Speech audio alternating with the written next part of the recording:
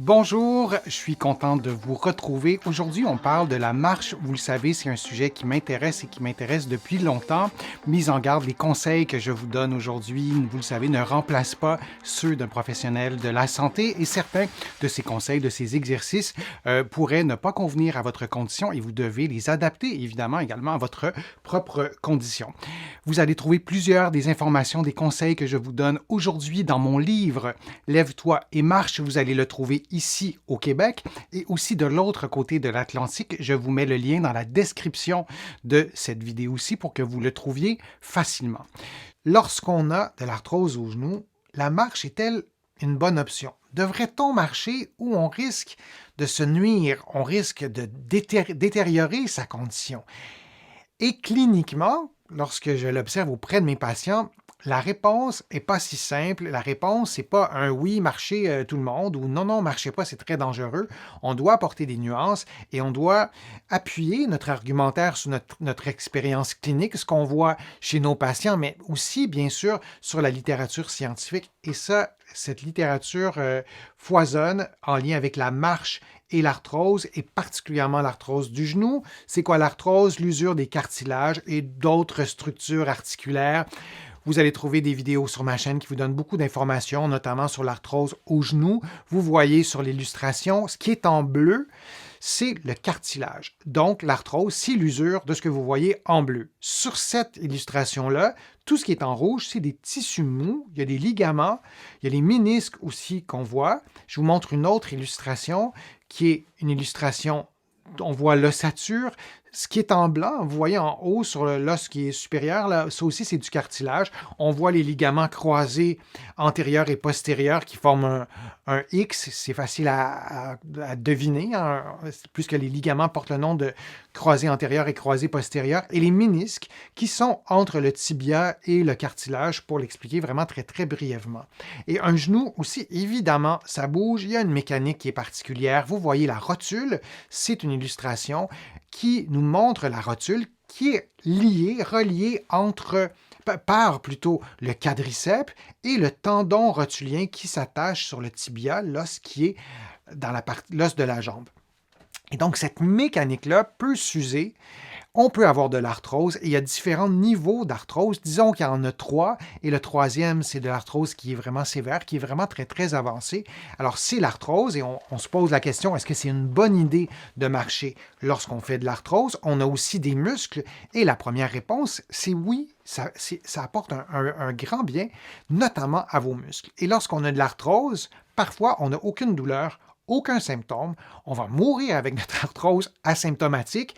Et si on n'a jamais eu de radiographie, on ne le saura pas. Alors, j'ai beaucoup de mes patients qui ont un diagnostic d'arthrose, qui ont une douleur au genou qui n'est pas causée par l'arthrose, qui est causée, par exemple, par une tendinite de la patte doigt, qui est causée par un autre problème, bien qu'elles aient de l'arthrose observée, par exemple, à la radiographie. Il faut s'assurer que la douleur au genou est causée par l'arthrose. Une fois qu'on a dit ça, on a différents niveaux d'arthrose, mais dans tous les cas, notre musculature peut être affectée. Si j'ai mal au genou, je vais probablement bouger différemment, je vais marcher différemment, je vais peut-être moins bouger, mes muscles vont peut-être s'atrophier, s'endormir, donc être moins réactifs, et il y aura d'autres conséquences à la musculature. Alors si on a de l'arthrose au genou, on a presque assurément une composante musculaire, une adaptation du système musculaire, et pas seulement des muscles que vous voyez de la cuisse et du mollet, mais aussi des muscles du tronc, très souvent les abdominaux, etc.,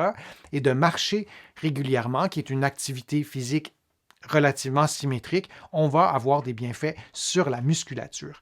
On aura aussi des bienfaits sur l'ossature. Il y a dans vos articulations et particulièrement dans le genou, il y a du liquide, de la synovie, qui est un peu comme de l'huile, qui permet de lubrifier, de nourrir les structures articulaires, notamment les cartilages, qui ne sont pas vascularisés. Il n'y a pas de vaisseau sanguin sur les cartilages, donc la synovie est en quelque sorte, pour simplifier, le seul élément qui peut prendre soin et nourrir vos cartilages et prendre soin de la santé des genoux et peut-être aussi ralentir cette dégradation des cartilages qu'on appelle l'arthrose. Donc, le mouvement mobilise la synovie et contribue à une meilleure santé du genou. Et il y a aussi des bienfaits mécaniques Le genou, c'est une mécanique, ça doit bouger, c'est un peu comme une voiture, c'est comme une porte, c'est comme une charnière. Tout ce qui bouge doit bouger. Tout ce qui a été construit, conçu pour bouger, doit bouger pour maintenir sa santé. Et c'est particulièrement vrai pour les genoux. C'est une immense articulation. Donc, lorsqu'on a de l'arthrose, on a tendance à moins bouger, à être plus sédentaire.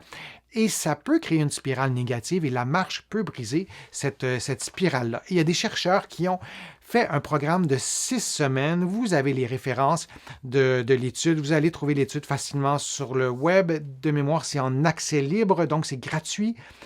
Et là, on fait marche arrière. Et pourquoi vous pensez que j'ai écrit « on fait marche arrière » ?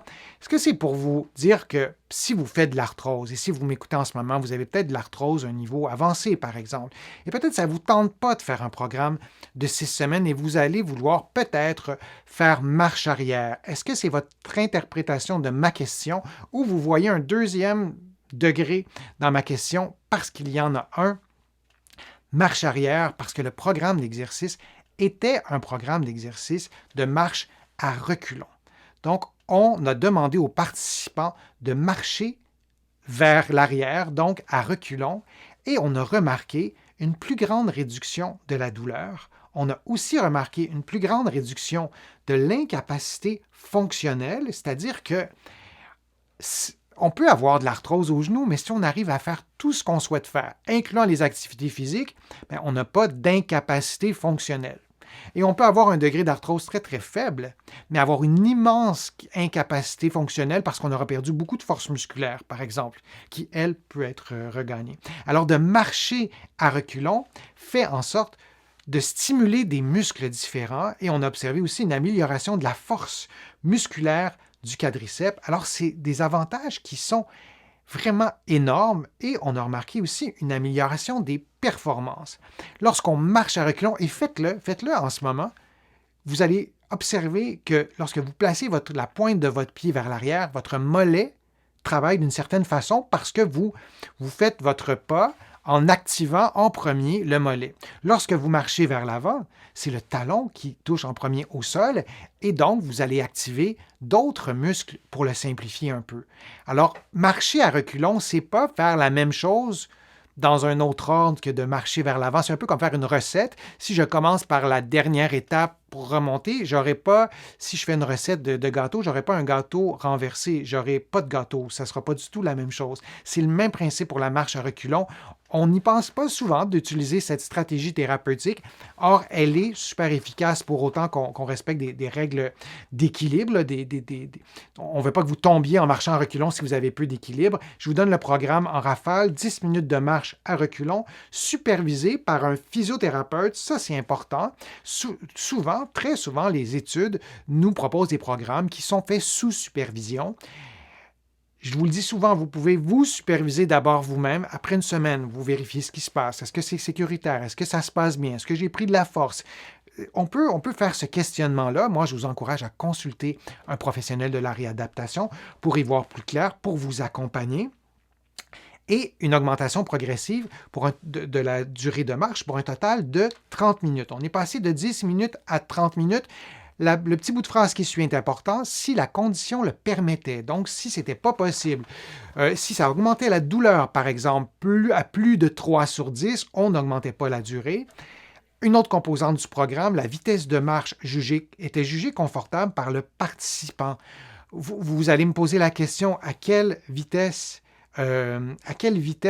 on demandait aux participants de marcher? Eh bien, c'était à leur vitesse à eux, leur vitesse confortable. Alors, il y a ça aussi. Et la période d'échauffement et de récupération, chacune d'elles, durait 5 minutes. Je vous parle souvent de la période d'échauffement. Je n'ai pas trouvé encore l'argument massu pour convaincre tous les internautes de faire une période d'échauffement dans plusieurs contextes, mais lorsqu'on a de l'arthrose au genou et on fait un programme de marche, c'est important de faire une période d'échauffement, de préparer les structures articulaires à bouger et particulièrement en présence d'arthrose qui est plus sévère, disons, c'est important de faire une période d'échauffement et de récupération et c'est ce que les participants de cette cette étude-là, oui, ont fait. Et donc, il y avait une autre conclusion d'une autre étude chez les personnes atteintes d'arthrose du genou, âgées de 50 ans ou plus. Les marcheurs avaient moins fréquemment, aurais-je dû écrire, des douleurs au genou. Donc, le fait de marcher régulièrement aussi, donc ce n'était pas un programme, c'est une autre étude. Et les personnes qui marchaient plus régulièrement avaient moins de douleurs au genou. Donc ça, c'est un autre élément aussi pour se convaincre de marcher souvent. Et ces résultats, donc, appuient l'idée que la marche devrait être encouragée chez les personnes atteintes d'arthrose au genou. Les chercheurs avancent l'hypothèse que la marche pourrait aussi modifier avantageusement l'évolution de la maladie. C'est quand même pas un détail. Souvent, on se dit qu'on ne peut pas modifier l'évolution. On commence à penser que peut-être, oui, la marche pourrait peut-être modifier l'évolution de la maladie. Et le niveau d'arthrose, ça change quoi? Si vous m'écoutez, vous avez de l'arthrose sévère, on vous a dit, là, dans les prochaines années, vous allez probablement avoir une prothèse de genou. Donc, vous pouvez vous poser la question, si je marche, est-ce que j'accélère la dégradation ou non? Et là aussi, il y a des chercheurs qui se sont penchés sur la question et on a des chiffres et je vais vous parler de mon expérience à moi.